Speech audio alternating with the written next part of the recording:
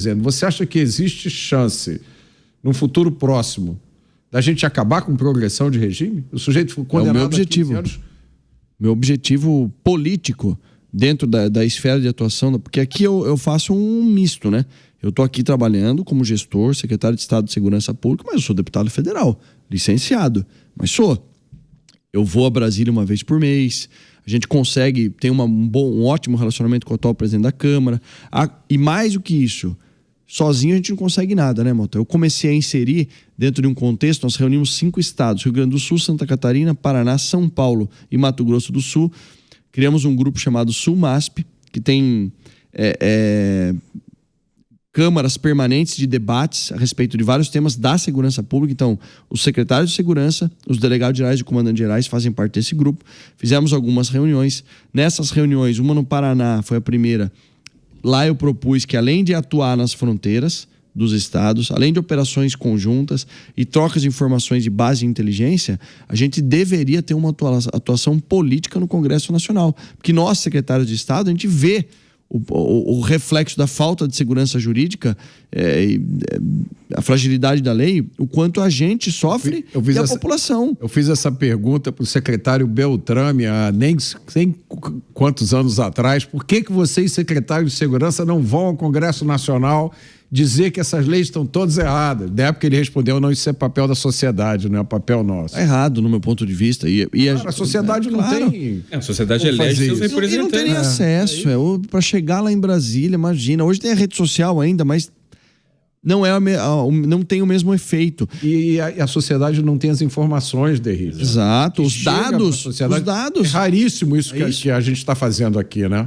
Exato. E aí, é outra pergunta que eu queria emendar aqui. Muita coisa para perguntar. Mas só para concluir, Mota, a gente reuniu no Grupo Sul-MASP. Do Grupo Sul-MASP eu falei, governador, isso aqui é um tema, é a bandeira do senhor, uma das principais, segurança pública.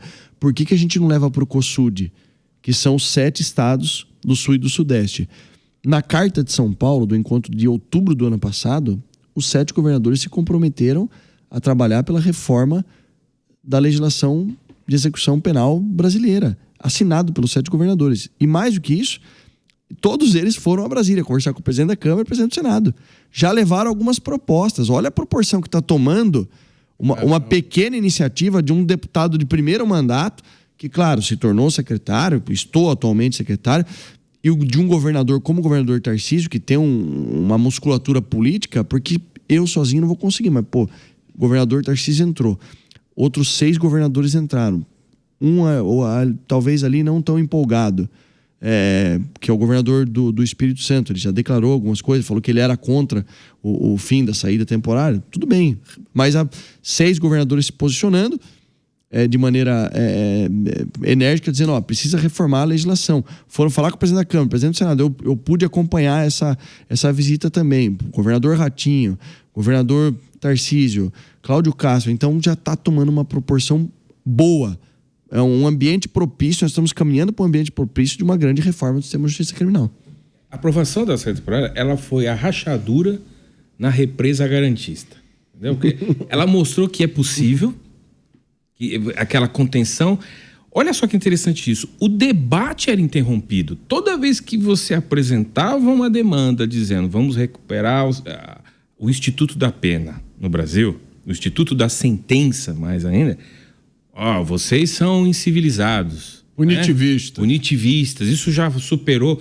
É exatamente o contrário. Todo o debate, toda a literatura internacional, toda a análise das políticas no mundo afora se baseiam na promoção da dissuasão, e da capacitação legal, proporcional, bem gerida, mas dissuasão. Ninguém prende para ressocializar. Então, a base do debate estava errada. Não é uma discussão sobre mecanismos e dispositivos. Mas aí que eu digo, João, esse erro é ideológico. Sem dúvida. Ele é uma perspectiva cultural, russoniana, né? Claro. O criminoso é um bom selvagem. Na verdade, tem um elemento a mais, tem um elemento econômico aí. Qual é o elemento econômico? Existe no Congresso, obviamente, hoje se chama de RGI, mas os lobbies que vão lá e tentam manter a legislação próxima da sua atividade econômica do jeito que você prefere.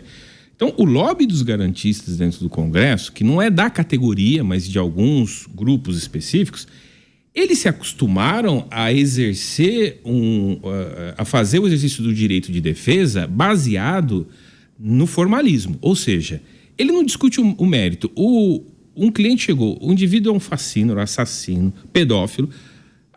Ele aceita o caso e a pergunta dele é: como é que foi feita a investigação? Como é que foi feito o processo?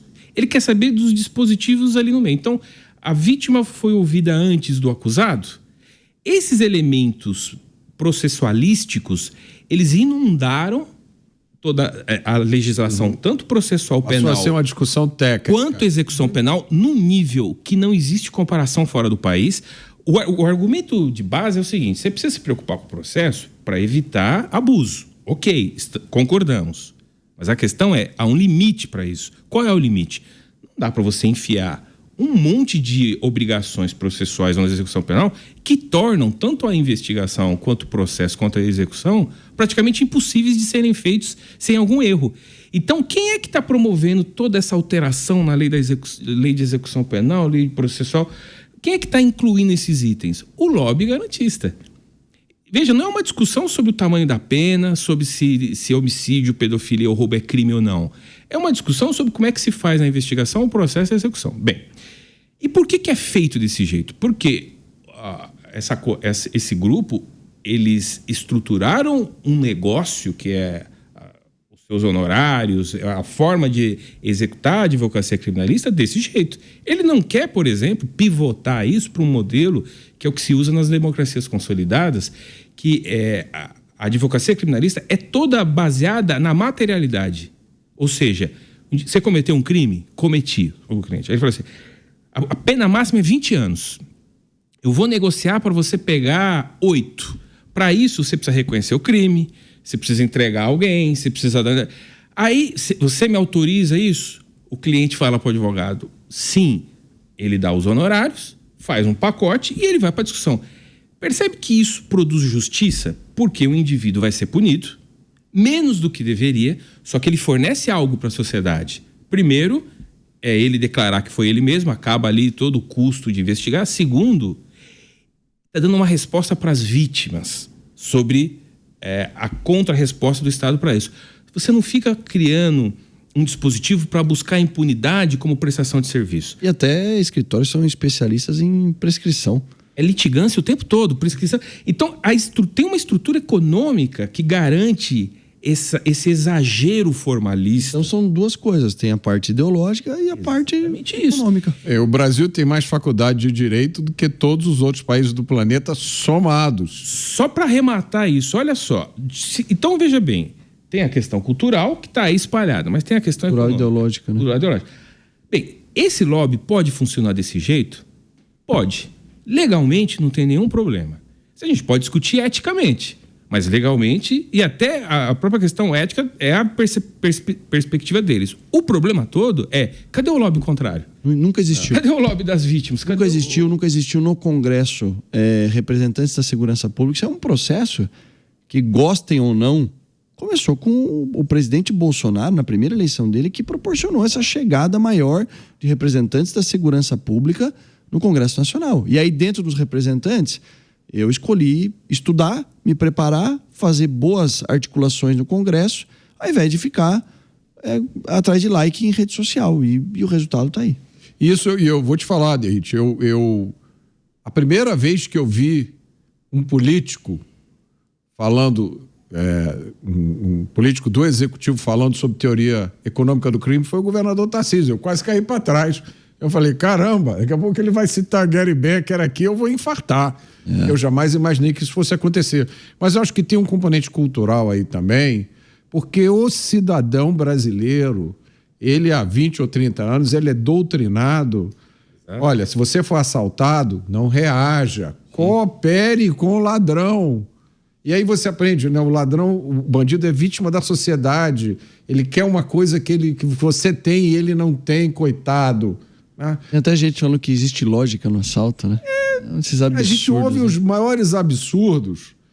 E aí tem esse ecossistema de ONGs também, né? Cada um com o nome mais fofo que o outro. E aí eu queria perguntar para vocês, porque confirmar o meu entendimento. Eu tenho a impressão que a maioria da produção, da coleta, da produção, da análise dos dados sobre criminalidade do Brasil é todo feito por ONGs. ONGs com nomes fofos e todas com viés de esquerda. É isso mesmo? Não. Realidade? Aqui em São Paulo, existe uma coordenadoria dentro da Secretaria de Segurança Pública que é responsável pela análise estatística criminal. E a gente passou a produzir conhecimento e, na verdade, é o balizador nosso, dentro do critério de formular política pública baseada em evidência, é um balizador nosso de como a gente atuar. Porque ali eu tenho um acompanhamento mensal, mês a mês, indicadores de furto, de roubo, e aí vai bem ao encontro para refutar algumas críticas que a gente sofreu de românticos do crime aí, dizendo, nossa, aumentou a letalidade policial. Primeiro que não existe letalidade policial, existe letalidade criminal. É o criminoso que faz a opção em ser preso ou atirar no policial. E eu espero que o policial saia vivo sempre. Infelizmente, algumas vezes não acontecem, como não aconteceu com o soldado Patrick Reis, com o soldado Cosmo, com vários outros exemplos que acontecem com os policiais.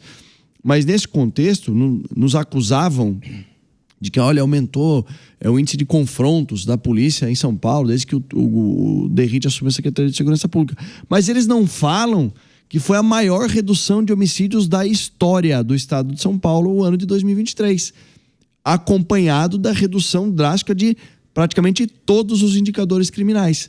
Então, a nossa estratégia dentro dos indicadores criminais que a gente observa mensalmente dentro dessa coordenadoria para balizar a formulação da política pública e a estratégia até de arranjos institucionais, de posicionamento de tropas, de operações, é o que nos dão essa baliza. E antes era uma coisa fechada, ninguém divulgava. Hoje a gente abriu, está no site da secretaria. Qualquer cidadão pode entrar lá e ver o crime que acontece na rua da casa dele.